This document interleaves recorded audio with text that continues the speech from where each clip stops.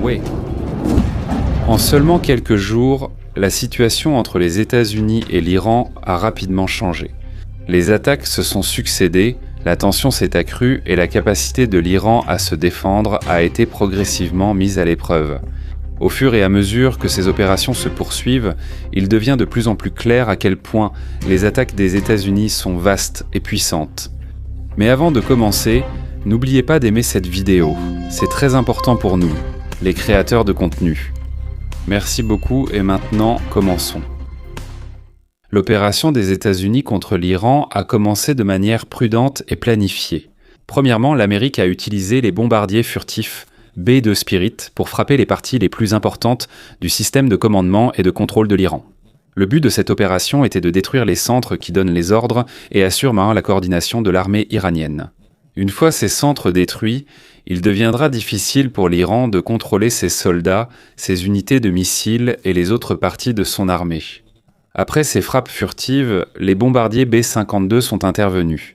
Ces avions ne sont plus destinés à des opérations silencieuses. Ils ont été utilisés pour bombarder différentes cibles en Iran, mais l'opération ne s'est pas arrêtée là. Un autre bombardier, le B-1 Lancer, est ensuite intervenu. Selon le rapport du magazine Air and Space Forces, l'arrivée des bombardiers B-1 est un signe clair que les États-Unis n'ont aucune intention d'arrêter les attaques contre l'Iran. Cela a été confirmé par le général Dan Kane, président des chefs d'état-major interarmés. Le 2 mars, il a déclaré aux journalistes au Pentagone que cette opération ne faisait que commencer et qu'elle allait se poursuivre. Et c'est exactement ce qui s'est passé. Après la première attaque des bombardiers B-2 contre les centres de commandement iraniens, les bombardiers B-1 ont immédiatement suivi pour étendre l'opération. La mission de ces pilotes n'a pas été facile. Comme les B-2 qui les ont précédés, ils ont dû voler plus de 30 heures pour atteindre l'Iran. À cette époque, le Royaume-Uni a refusé de permettre aux États-Unis d'utiliser certaines bases importantes comme la AAF Fairford et Diego Garcia.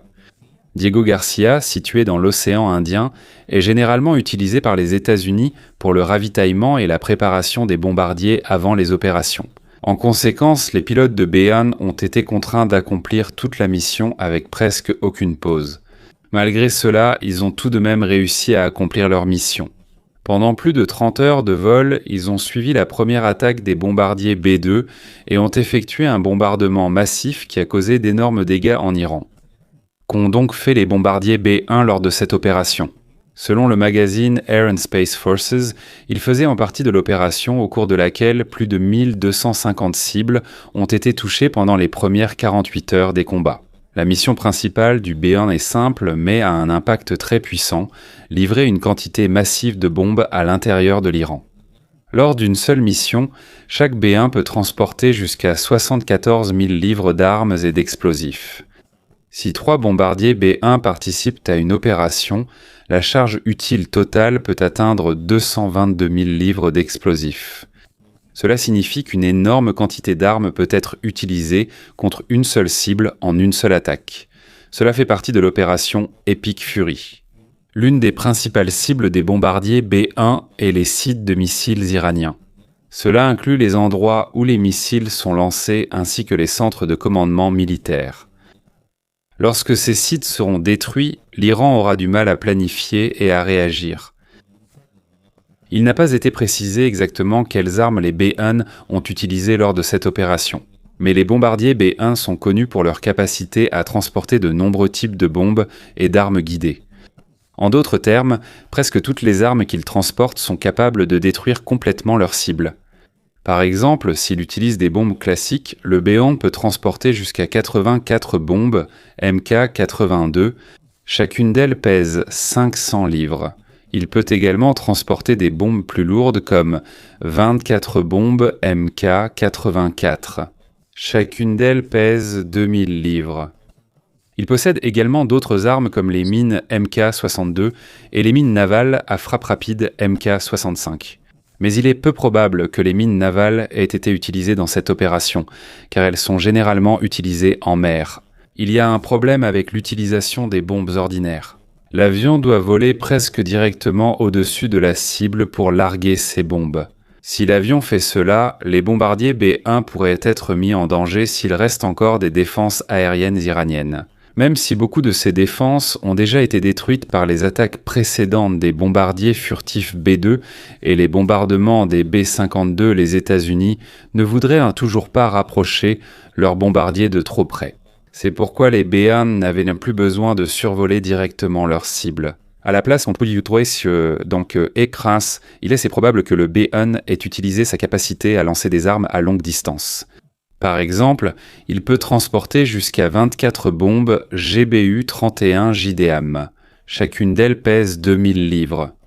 Il existe également une version plus légère appelée GBU-38 JDAM. Chacune d'elles pèse 500 livres.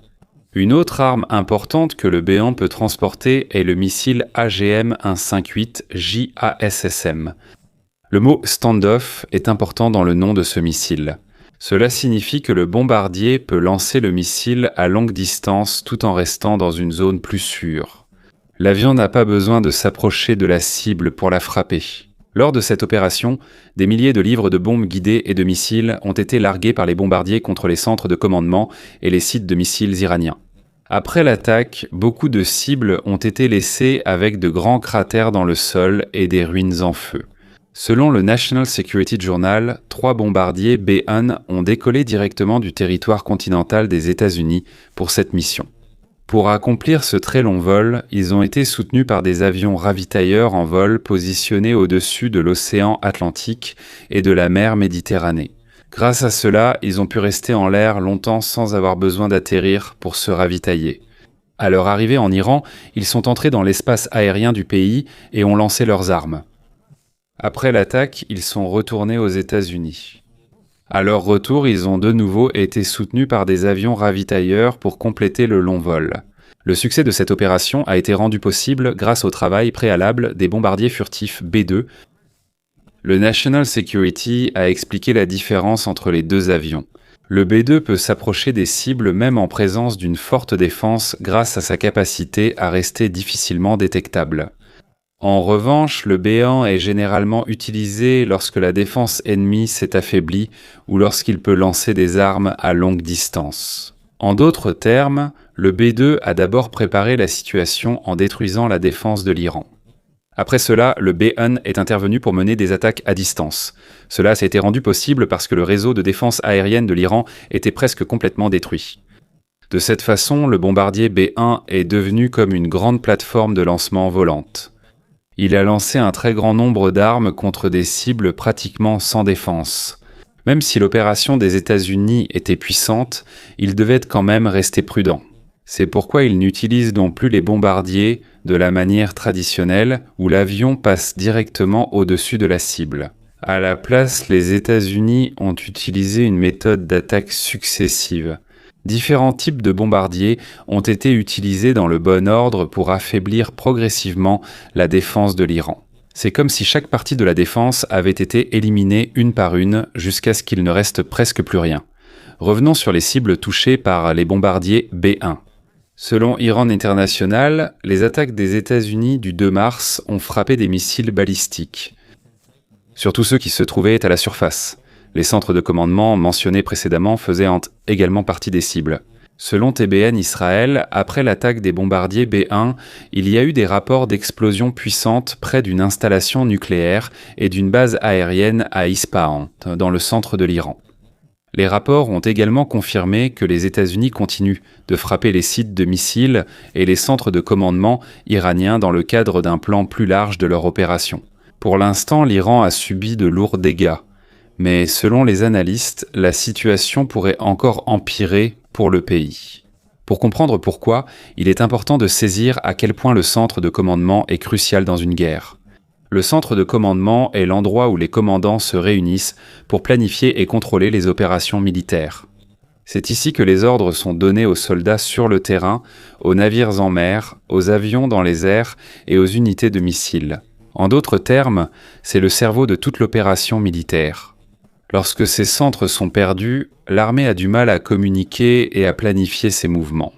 C'est comme un corps qui a perdu sa connexion avec le cerveau. Il ne pourra plus bouger correctement. C'est exactement ce qui est arrivé en Iran. Parce que les États-Unis ont ciblé les centres de commandement, la communication et la coordination de l'armée iranienne ont été presque complètement coupées. À cause de cela, l'Iran a eu du mal à donner des ordres à ses unités. Ils ont aussi eu du mal à surveiller et à comprendre ce qui se passait sur le champ de bataille. Par exemple, il est très difficile de lancer une attaque de drones ou de missiles contre les navires américains si les systèmes utilisés pour localiser et surveiller les cibles ne sont plus disponibles. Ces derniers jours, les systèmes derrière les opérations militaires de l'Iran ont été rapidement détruits, et les effets de cela ont été immédiatement visibles. L'Iran subit des pertes, ses centres de commandement étant détruits, et nombre de ses missiles balistiques endommagés. Par les bombardiers B-1. Lorsque ces deux problèmes sont combinés, l'Iran est désormais capable de lancer beaucoup moins de missiles. Selon un rapport de la BBC du 4 mars, l'Iran a lancé 571 missiles et 1391 drones depuis le début de la guerre.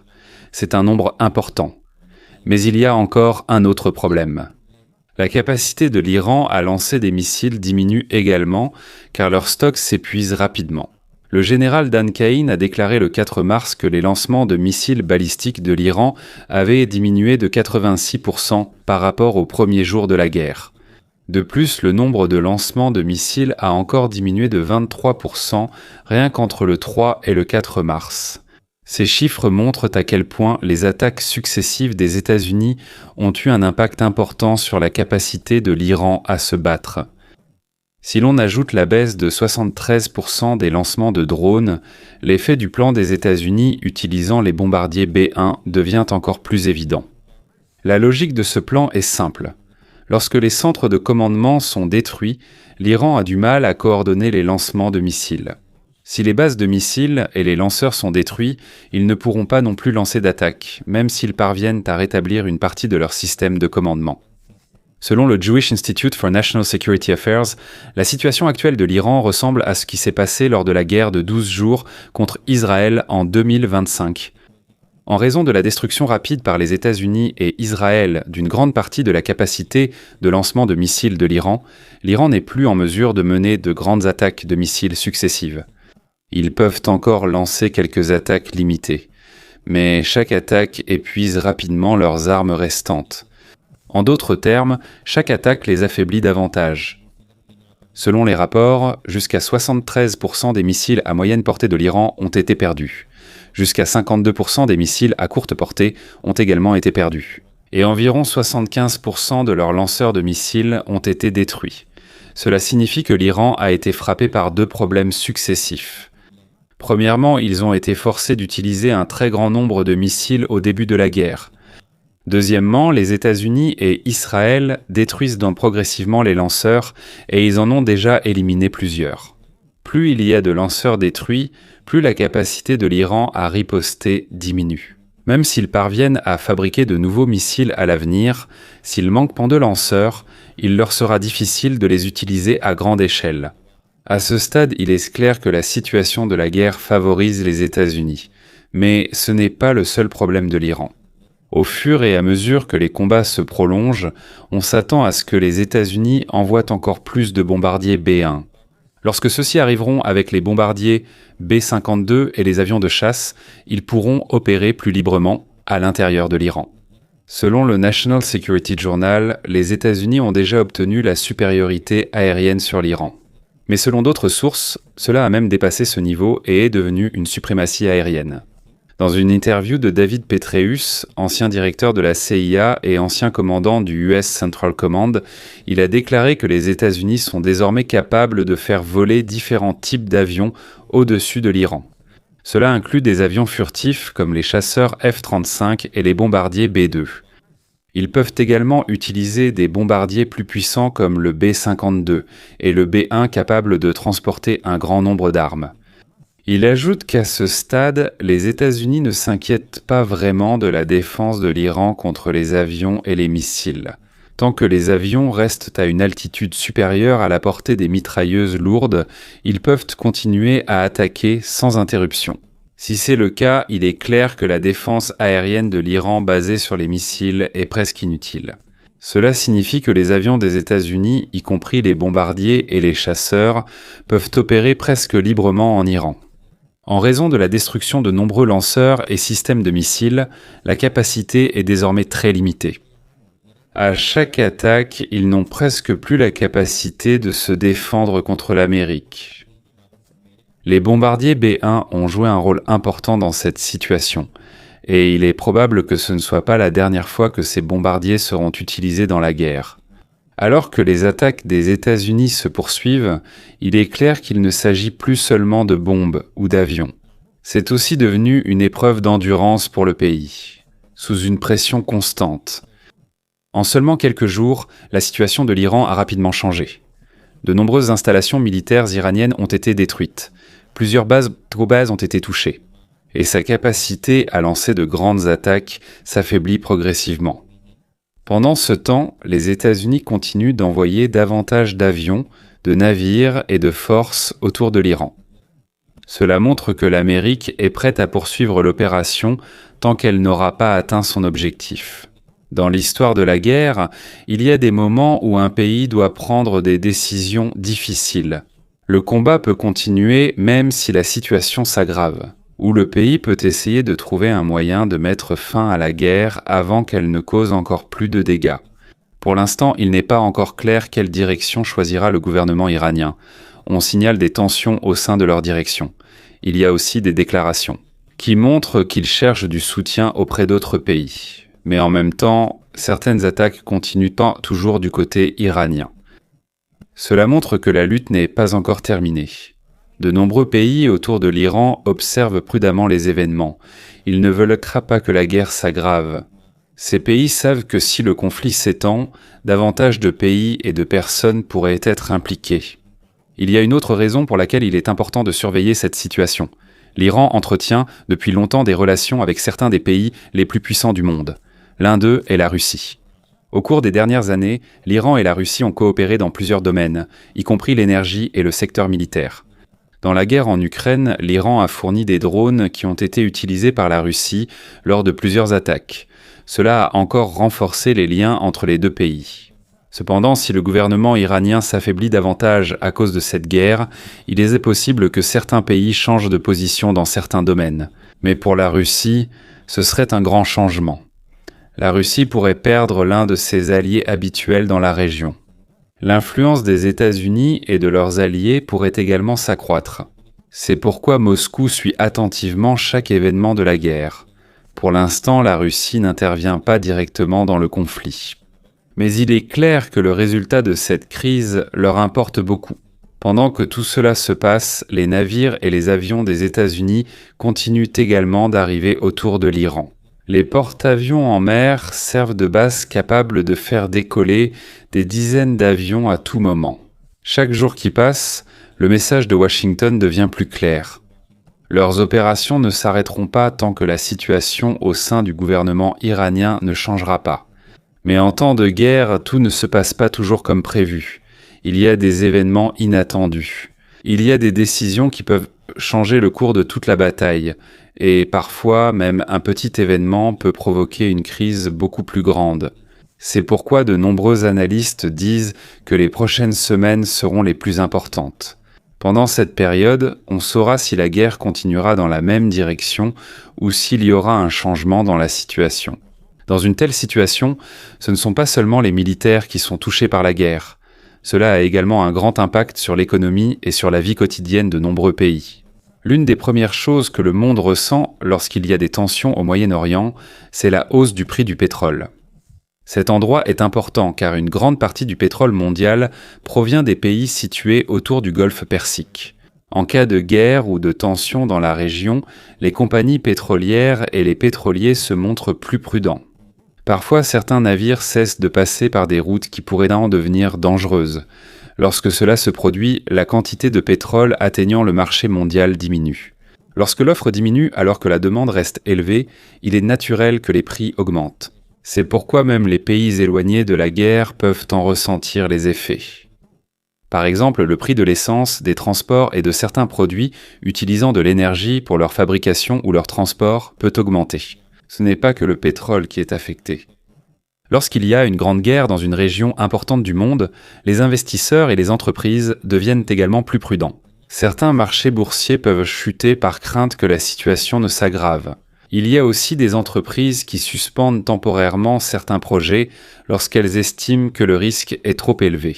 De cette manière, une guerre qui commence dans une région peut avoir un impact sur l'économie de nombreux pays.